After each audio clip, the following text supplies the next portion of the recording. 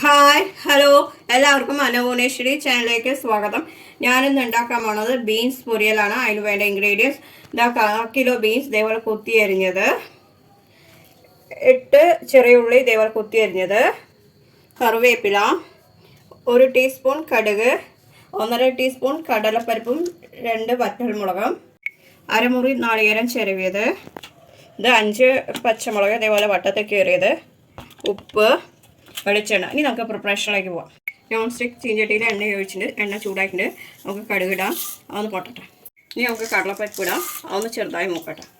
ഇനി നമുക്ക് വറ്റൽമുളക് ഇടാം, അതൊന്ന് ചെറുതായി മൂക്കട്ടെ. ഇനി നമുക്ക് കറിവേപ്പില ഇടാം, അതൊന്ന് ചെറുതായി മൂക്കട്ടെ. ഇനി നമുക്ക് ചെറിയ ഉള്ളി കൊത്തി അരിഞ്ഞതിടാം, അതൊന്ന് മൂക്കട്ടെ. ഇനി നമുക്ക് ബീൻസ് ഇടാം, അതോടൊപ്പം തന്നെ പച്ചമുളക് ഇടാം, നന്നായി മിക്സ്. നമുക്ക് കറിക്ക് ആവശ്യമായ ഉപ്പിടാം. എന്നിട്ട് നമുക്ക് 1/4 ഗ്ലാസ് വെള്ളം ഒഴിക്കുക. ഈ ഉപ്പൊക്കെ ഈ ബീൻസിൽ പിടിക്കാനും ബീൻസ് ഒന്ന് വേഗമാനും. ഇനി നമുക്ക് നാളികേരം ചേർത്താം. അതായത് ബീൻസിൽ ഉപ്പും മുളകും എല്ലാം പിടിച്ചിട്ടുണ്ട്, ബീൻസ് വെന്തിട്ടുണ്ട്. അപ്പോൾ ഇനി നാളികേരം നമുക്ക് ചേർത്താം.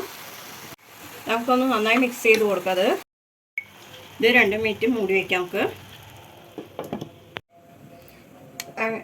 നമുക്ക് തുറന്ന് നോക്കാം.